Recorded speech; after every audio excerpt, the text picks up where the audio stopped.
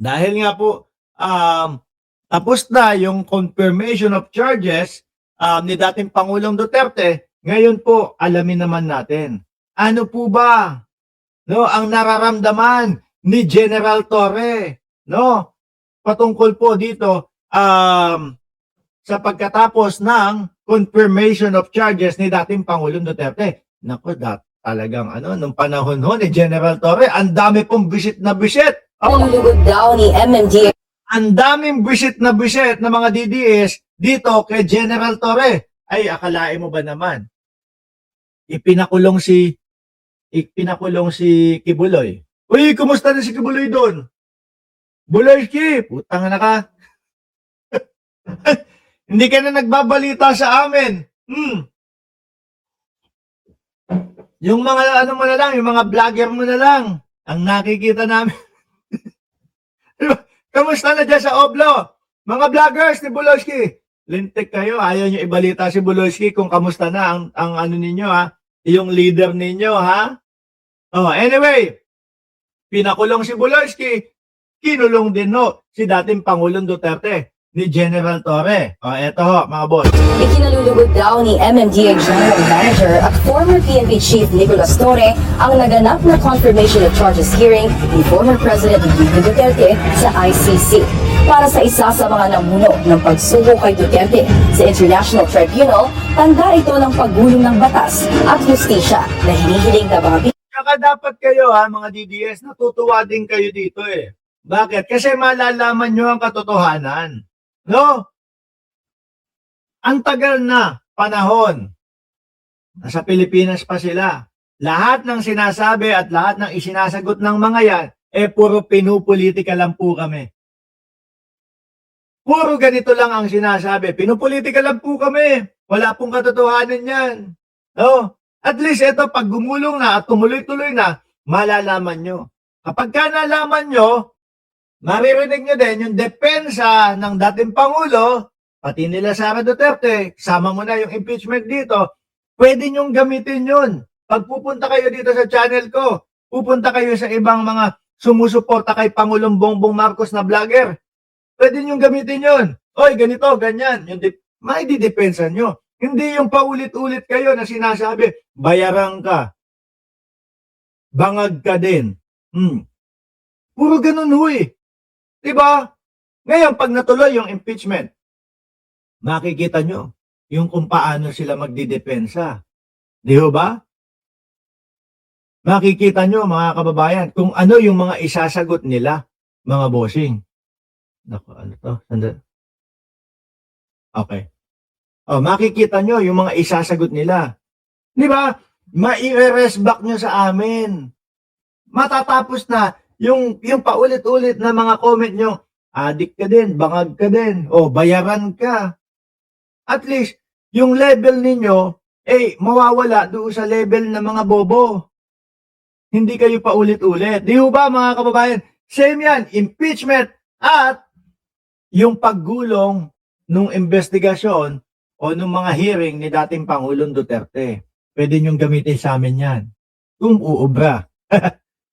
biktima ng madugong war on drugs.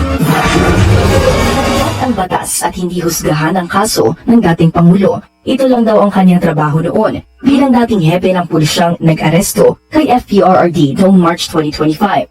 Sa kanyang panayam sa Political Talks ng Billionaire News Channel, sinabi ni MMDA General Manager Nicolas Torre na naaayon sa batas ang pag-arestong kanyang pinamunuan. Oo naman.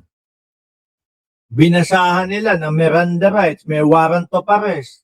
O ano pa ba? Kaya nga napasama nila di ba? Kasi kung labag po sa batas yung ginawa nila, mga bossing, unang aalma po dyan, mga kasundaluhan. Sandali lang, parang kulang yung procedure ninyo. Sandali lang, parang hindi tama yung procedure ninyo. Sandali lang, parang madaming mali dyan sa ginagawa ninyo. Di ba? Kaya nga po naisama Kaya nga po hanggang ngayon nandoon mapayapa ang dating Pangulong Duterte sa loob ng ICC. Bakit ko nasabi mapayapa? Kasi kung nasa Pilipinas yan, hanggang ngayon araw-araw na isinasama at pinipilit yan, magmautog. Oh, nakakapagod yun ha. Rally ka ng rally, tas wala nang nakikinig sa'yo. As far as I'm concerned, everything everything that we did during that day, on my birthday, on March 11 last year. Okay. Was on your Yeah, birthday, it was on my March 11. birthday. You were working on your birthday. Yes. Super intense. Oh, naalala ko din yun. Siguro nga paalam ni General Torres sa asawa niya, sa mga asawa, sa asawa niya. No? Oh, Han, saglit lang ako ha. May aarestuhin lang kami. Tapos babalik din ako, mag-dinner tayo. Kasi talaga ng ilong ko dito. Mag-dinner tayo pagkatapos, pero hindi ho. Yun ho yata ang pinakamahabang arestuhan sa history ng Pilipinas. 10 hanggang 12 oras, mga kababayan. 10 hanggang 12 oras. Tapos, binasahan na ng Miranda rights, ayaw pang sumama. Tapos, ang sasabihin, ipapakalat, kinidnap daw ho ang dating Pangulong Duterte. We did it within the ambit of the law. Every letter of the law was followed, and the spirit of the law was actually followed. Ikinalulugod na ngayon MMDA General Manager ang naging takbo ng confirmation of charges hearing ni FPRRD dahil sa wakas ay gumugulong na raw ang batas na matagal nang hinihiling ng mga biktima at pamilya nila. Pagdating sa usapin ng umano'y mga marinong nakasaksi sa kickbackan para sa ICC charges ng dating Pangulo, duda umano si Torre sa motibo at kredibilidad ng 18 individual. Naman, sa umpisa pa lang, alam na alam ng walang mga sasabihin matino yan. Mga gawa-gawang mga kwento lang ang sasabihin niya mga yan. Pero paninindigan ng Duterte ally na si Attorney Jimmy Bondoc, hindi dapat basta baliwalain ng paratang dahil mabigat ang akusasyon ng mga ito. Ito din, nabobo na rin to. Kaka-Duterte, ano? Oh, muntik na din hindi pa sigurado yun, ha?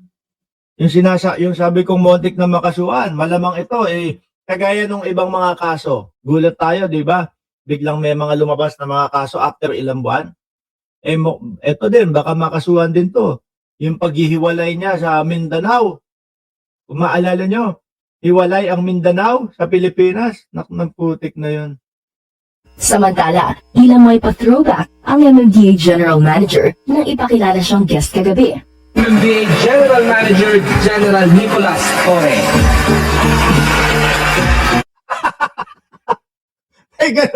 May ganun pala talaga. Alam niyo kung ano ibig sabihin nun? O, si Baste na Barbie, tumakbo. Di ba? Hinamon siya. O, hindi man direktang hinamon. Pero ang sinabi ni Baste, bubugbugin niya si Torre kapag nagkasuntukan sila. Ano ibig sabihin? Ang paghahamon pa din yun. O, throwback, yung boxing nila.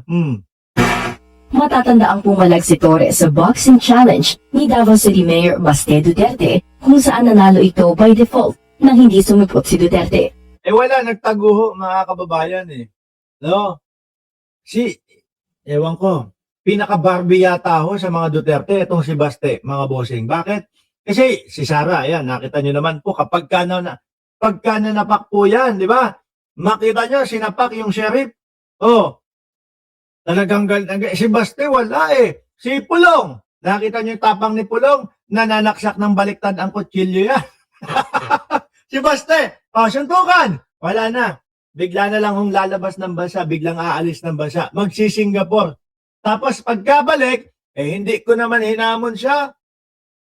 Ang sabi ko lang, kapag ka magsuntukan kami, mabubugbog ko siya. Ano tawag mo doon? Sa aming mga Tagalog, paghahamon na yun. Yung mga sinabi, ewan ko sa inyo, kung ano ibig sabihin sa inyo, mga Duterte, kung ano ibig sabihin ng sinabi ni Baste. Di ba?